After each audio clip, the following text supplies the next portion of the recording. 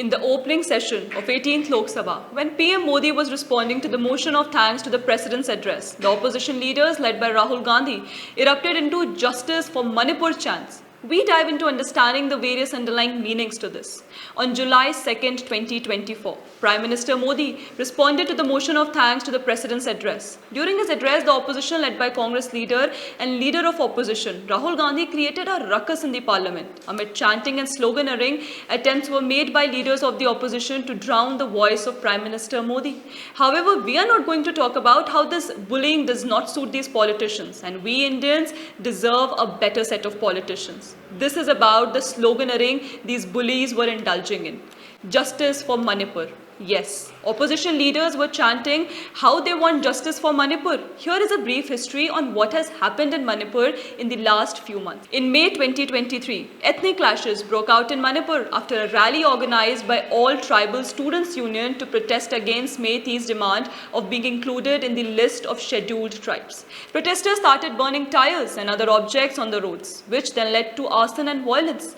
These protests were triggered by a Manipur High Court order on 27th of March 2023, directing the Manipur state government to submit recommendations to the union government for the inclusion of Meitei in the scheduled tribes list. The court had issued the order after several petitions were filed by Meitei activists seeking the said direction. The High Court order also pulled up the state government for dragging the issue for over a decade. In May 2013, the Union Ministry of Tribal Affairs had asked the state government to submit a formal recommendation along with the latest socio-economic survey and ethnographic report. However, the then Manipur government failed to do so. The Congress was in power in centre as well as state. In November 2012, the Meiteis had submitted a memorandum and demanded inclusion in the list of STs. The committee then met the then Chief Minister Okram Ibubi Singh in December 2012 with the demand. They also met the then Prime Minister Dr. Manmohan Singh in July 2013 with the demand. However, Dr. Singh asked them to discuss the matter with the state cabinet. The issue had dragged on for over a decade before the Manipur High Court again asked the state government to submit its recommendations to the union government. This conflict between the Meiteis and other tribes was more like an extension to the hills versus plains conflict. Meiteis form the majority community in Manipur, comprising about 53% of the population, while rest of the tribals form the remaining population. There are 34 recognized tribes in Manipur, which are broadly classified into Naga tribes, which comprise 24%, and Kuki-Zomi tribe, which comprise about 16% of the population. The Naga and Kuki tribes are included in the ST list, but Meiteis form part of the OBC list, and some are listed as scheduled caste. Further, while the majority of Meiteis are Hindus, and some being Muslims, some animists, and some identify as Christians. On the other hand, the majority of Kukis are Christians. This is where things get interesting.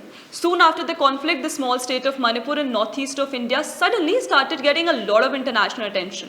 The Manipur violence issue was raised even in the European Union Parliament, where a motion of resolution was discussed. The same was discussed by the British Parliament as well. In July 2023, in the address in the British House of Commons, the lower level of the British Parliament, Fiona Bruce, said, "Since early May, alone hundreds of churches in Manipur have been destroyed, many burnt to ground." She even asked the Church of England what they could do to draw more attention to the cries of Kuki Christians. Of course, India made it very clear that the Manipur violence is an internal matter of India. Coming back to the Kukis. Kukis are mainly Christians, and there have been reports that over the years, Manipur has faced demography change with Kukis. Catching MLA Mayang Lambam Rameshwar Singh in January 2024 had said that the Kuki population in the 10 Kuki-dominated constituencies of Manipur had risen by 75% between 2022 to 2024. He pointed out the illegal immigration, especially from Myanmar, for the change in demography.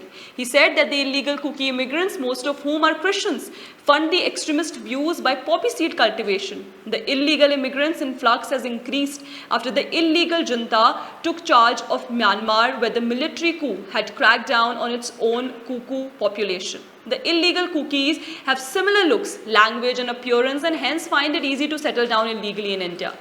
Geopolitical experts have pointed out that the international attention to the Manipur conflict had mainly to do with the Kukis being Christians, and that the church as well as other Christian organizations may be funding the same. which does not come as much of a surprise if you look at the chronology of how the foreign governments, predominantly Christians, got involved. On July 12, 2023, during a debate in European Union Parliament, MEP Svein Simon, German politician, claimed over 250 churches, theological institutions, Christian schools and hospitals have been burned down without the perpetrators being prevented by the local authorities. He insinuated that the Kuki tribes, a Christian-dominated group, is the victim. How did they reach the 250 churches burnt down figure? Well, this information was given by the Archbishop of Imphal, Dominic Leumann.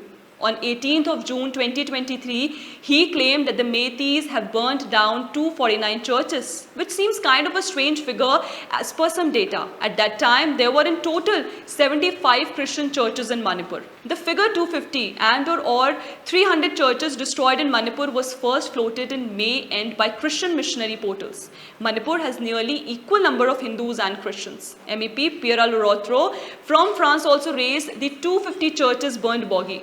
However, the more important point came later in his speech when he targeted the Modi government over clamping down on NGOs, especially those with dubious funding as well as anti-India agenda.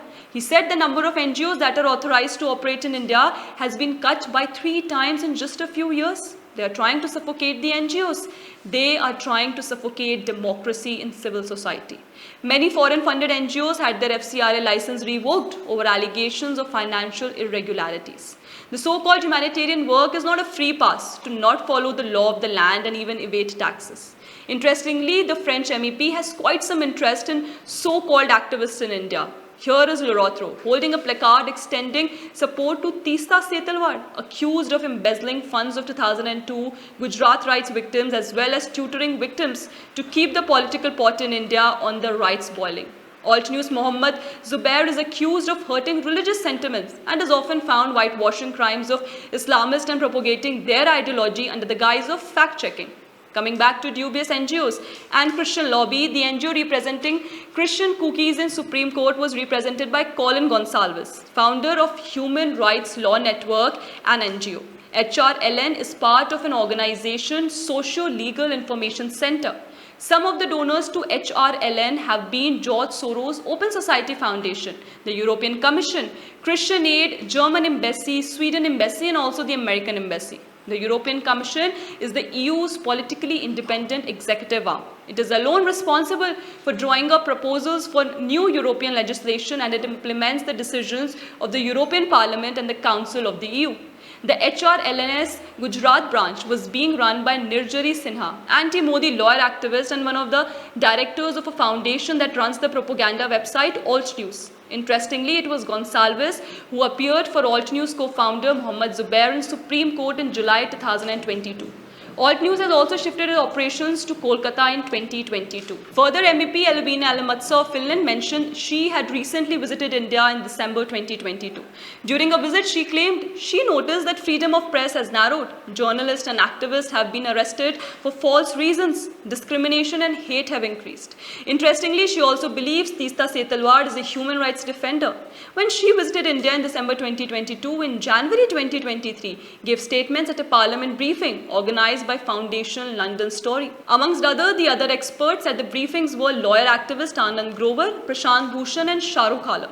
Grover represented 1993 Mumbai blast convict Yaqub Memon in the Supreme Court. As per FLS website, their steering committee consists of MJ Induja, core member of India Solidarity Network and representative of the diaspora collective Ajit Shahi, advocacy director of the faith-based advocacy group IAMC, the anti-India Islamist group that works as front face of Pakistan deep state, and Anubandh Kate, founder of the Liberal Indians France. One more advisor to FLS is Sunita Vishwanath, the George Soros plant who met Rahul Gandhi in the US. London Story was founded in 2020 in the Netherlands by South Asians Ritumbra Manouwe and Imran Wali Ahmed. Manouwe is a regular at Jamaat France, Save India and IAMC. Both have eminent experts, CJ Verleman and Peter Friedrich, as resource persons. That Soros has vowed to destroy nationalism in India and has been funding directly or indirectly anti-India forces and planting regime changers isn't a matter of secret. And Soros-related agents getting cozy with Rahul Gandhi Gandhi ahead of elections was also no secret. Hence, it makes one wonder if justice for Manipur chants by opposition leaders led by Rahul Gandhi has external forces behind them. This is not it. When the clashes broke out in April-May 2023, Moreh in Manipur was one of the places affected by the same. Moreh in Manipur continues to face regular violence by the hands of Kuki terrorists. Under India's Look East policy, 1360-kilometer long India-Myanmar Thailand highway is under construction, where the starting point is India's Moreh in Manipur. This road is expected to boost trade and commerce in the ASEAN countries as well as the rest of Southeast Asia. India has also proposed that the highway be extended to Cambodia, Laos and Vietnam to be known as East-West Economic Corridor. This development obviously has upset the big players such as the USA and the China as well as the European countries. Considering that Manipur clashes getting international attention appear in sync with anti-India forces. Anything that could have the possibility of harming India's economic prospects would make the usual suspects happy. That there would be concerted efforts by anti-India forces to sabotage this move should not be ruled out. But wait, there is more. Does the narcotics supply chain nexus from the Western world and the working policies of current governments in Afghanistan and Myanmar have a role in escalating the Manipur riots? Do crimes such as human trafficking and illegal immigrants in the regions have more to it than what meets the eye? Opium is a plant-based, non-synthetic and extremely addictive narcotic drug extracted from poppy crops, which is also a primary source for other narcotic drugs such as heroin, morphine, oxycodone and codeine. Afghanistan produces more than 80% of the world's opium, while Myanmar has emerged as the second largest producer. Both share a highly porous border with India. According to a BBC report, about 95% of heroin marketed in Europe is made from Afghan poppy. After the Taliban takeover of Afghanistan in August 2021, the supreme leader Hebatullah Akhundzada declared a complete ban on poppy cultivation in April 2022. This led to the focus on Myanmar to meet the poppy demand. With political instability, Rohingya insurgency's drug money just becomes more convenient. Manipur is one of the states which shares an international border with Myanmar. Manipur has been fighting the war against drugs since years. This has not boded well with the Kukis, who are major players in the drugs production and trade. That majority of the consumers of these drugs are also in the West, and drug money also funds terrorism. That Manipur clashes, where Kukis have been found perpetrating violence against Meiteis, got international attention is not too surprising. And it would not be too far-fetched to see this with reference to the recent allegations by Bangladesh Prime Minister Sheikh Hasina, where she suggested that a plan is underway to establish a Christian state which is carved out of parts of Bangladesh and Myanmar. Without taking names, she had insinuated that the US was involved in the same. She had alleged that she was promised a hassle-free election that concluded earlier in January this year if she would allow a particular country to build an airbase in Bangladesh. Notably, the US was accused of interfering in Bangladesh elections as she wanted to overthrow the incumbent Sheikh Hasina government. The usual players' name coming up with its comes to unrest in the Indian subcontinent should not quite be seen in a silo, which makes one wonder if there is indeed more than what meets the eye in the opposition, led by Rahul Gandhi chanting "Justice for Manipur" slogan to bring back attention to the small northeastern state in India. Only time will tell, but do let us know in comments below what you think about it.